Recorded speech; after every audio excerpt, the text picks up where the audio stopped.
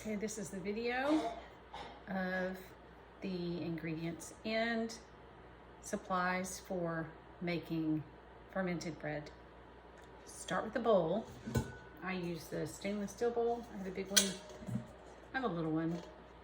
You could probably use glass. I just haven't ever, because I have the stainless steel, and that's what the instructions said when I actually kind of took a little class from a friend. A spoon.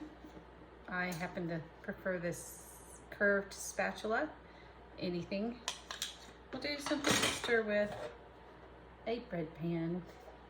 You will need foil if you don't have a covered bread pan. My covered bread pans are in the oven at the moment. I can't show them to you until the next video. You will need a measuring cup. For water, you will need, depending on the size of your bread pan, 1 cup or 1.5. I use the same 1 for 1 and 1.5. Same thing with teaspoon, 1.5 and 1. And I use the same spoon. This has markings for both. I kind of ballpark it. And a 1/4 teaspoon that I use for yeast. You're gonna want flour, white flour, just regular flour. I use organic unbleached, but you can use whatever. Do not use gluten-free flour. The yeast need the gluten because they eat it and break it down. You'll need yeast.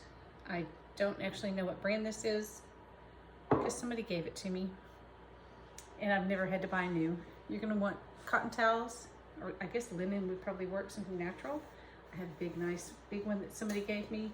They don't have to be that big.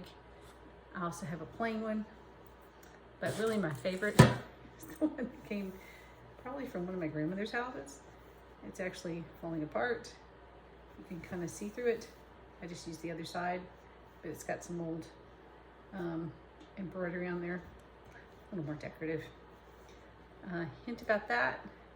These and your bowls, you don't have to wash in between making bread. Let's see if I forgot anything. Oh, salt.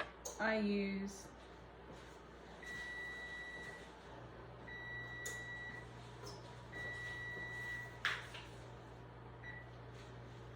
real salt brand. Himalayan pink salt would probably work as well. Any kind of you just don't want regular table salt.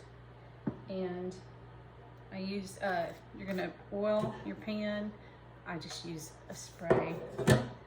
And of course water, they suggest filtered water.